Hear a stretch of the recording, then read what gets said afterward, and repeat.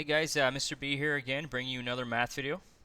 Um, this video is on finding the inverse of a linear function. So you probably might have run across this in one of your pre-calculus classes. Um, and basically, you might be given a function. Normally it would be in y equals mx plus b form. So it might be y is equal to, I don't know, 4x plus 8. And we have to change that to its inverse. So before you can do that, you obviously have to know what an inverse function is. So an inverse function, all it does is it takes, say, a point, we'll call it xy, and it changes it to the inverse simply by switching the x and y point. So y becomes the x and x becomes the y. So if you had a table and maybe there's a couple different points in this, say 1, 3, negative 1, 1, and then 2, 5, and we want to create the inverse of it, then all we have to do is simply change the x and the y. So it becomes 3, 1, 1, negative 1, and 5, 2. So that's how you would actually make an inverse out of a table.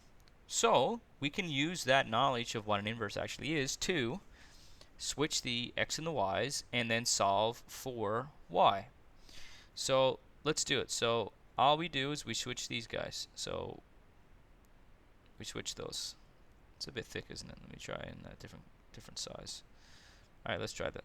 So I switch the x and y's and end up with x is equal to 4y plus 8. So now what I have to do is I have to solve for y. So first thing I have to do is get rid of the constant that's out there. So I subtract 8 from both sides. Subtract 8. So that leaves me with x minus 8 is equal to 4y.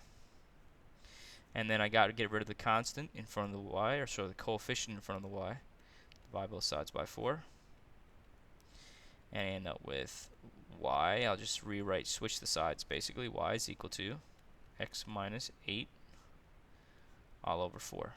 Now this could be rewritten a little bit differently. To me, this is a fine answer on a test, but all depends on what your teacher is or prefers, or what's given to you on a multiple choice. So what we can do is we can basically divide the 4 into the x and into the 8. So we can end up with, now of course 4 doesn't really go into the x, it goes into the coefficient, which is 1. So it'd just be 1 over 4x minus 8 divided by 4, which is 2. So it'd be 1 is equal to 1 over 4x minus 2. So that would be technically y equals mx plus b form. This is not really a form, but it's still pretty much the same thing. So guys, that's how you do it. It's as simple as that. Let's maybe do another quick example. Let's throw a fraction out there. So let's try y is equal to 3 over 2 x plus 5. So first step, I switch my x and my y. So I have a y here, so that becomes an x. And I have an x here, it becomes a y. And I do this a lot. I switch the way I make my x's. So I apologize for that. It's one of those weird random things going on in my head.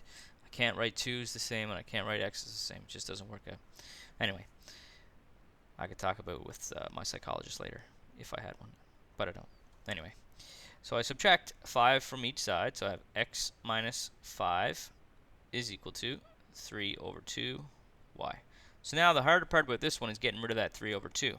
So we can do it step by step, or we can do it all in one step. So I'm going to do it step by step. So basically, in order to get rid of a fraction, we have to multiply by its reciprocal. So if I wanted to, I could multiply by 2 over 3 on both sides, and that would do the job perfectly. But I'm actually going to, instead of doing that, I'm going to take my time. First of all, I'm going to multiply both sides by 2, because that's the denominator. So I'll multiply this side by 2. And I'm left with this. 2 times x minus 5 is equal to 2 times 3 over 2y. So you can see that these guys are going to cancel, just like that. So that makes life a lot easier, because now we have over on this side 2x. Now I'll distribute like that. 2x minus 10 is equal to 3y, just like that. I'll take it up here because I'm running out of space. So now I have to divide everything by 3. So I can do that down here, I guess. Divide by 3, and these cancel. So now I'm left with y is equal to 2x minus 10 divided by 3. That to me is perfect. That's the inverse function solved for y, but we can take it a step further. We can divide this into both. Of course, it doesn't really reduce down much. 2 over 3x minus 10 over 3. And there it is, guys. That's how you find the inverse of a linear function. Most important thing to remember with finding an inverse is switch the x and the y's. So where you see an x, put a y. Where you see y, put an x. And then solve for y. So I really hope that helps, guys. Good luck studying, and I'll see you guys in math class, hopefully. Take it easy.